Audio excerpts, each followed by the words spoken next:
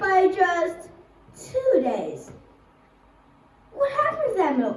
Did you drink it anyway, or did you throw it away? Most people would have done the latter. It's all too common in this day and age. But think of how our grandma would have done to tell if food has gone bad. She would open it, looking and sniffing. If it doesn't look and smell funny, she would eat it. By the way, do you know what just happened in our world in this past minute when I was telling this story? 6 children sadly died because of hunger, and this means 3.1 million deaths each year. And did you also know over 1/3 of all food produced globally goes to waste? So on one side, millions of children are starving for food, while on the other side, tons of food is being dumped into landfills. How sad is it? Good evening. My name is Wang, and I'm an 8-year-old 3rd grade student.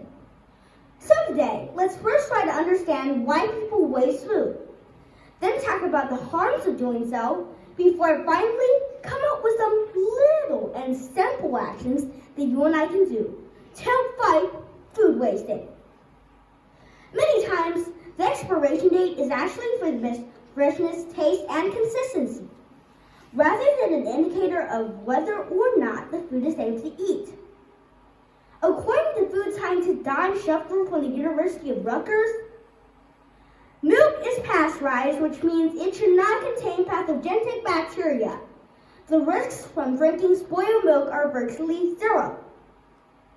See, our grandma's method has a scientific proof. Obviously, safety concerns seem to be the first reason why people waste food. And, believe it or not, love comes second. You heard me right. Huge amount of food is wasted due to love. Preparing and overserving large portions and great varieties of food is a way of showing love and affection for friends, guests, and families.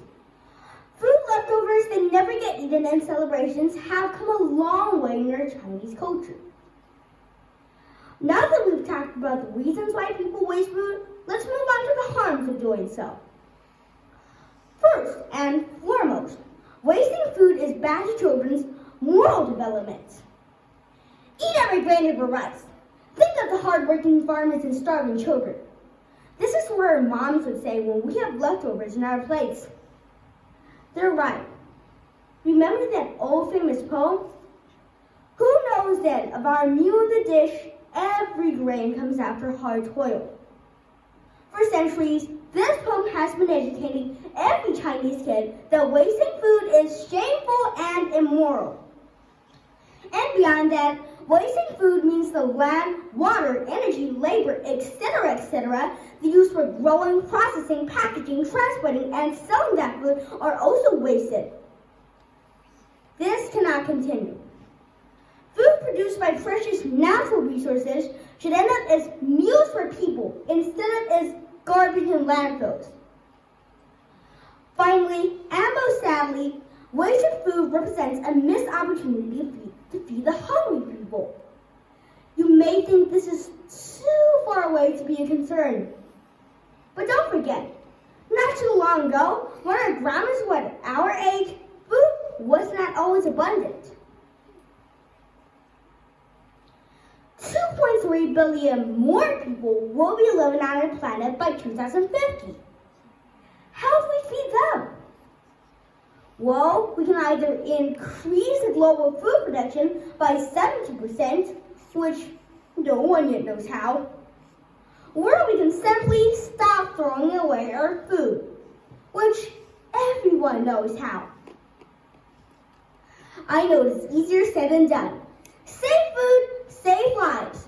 It takes the policymakers, it takes educators, it takes business owners, it takes growers, it takes you and me and everybody. Small efforts add up. Buy funny-looking fruits that are perfectly good. Shop wisely and avoid pitfalls like buy one and get one free. Pass your leftovers from restaurants. And don't forget, learn from your grandma quickly goes bad. Thank you.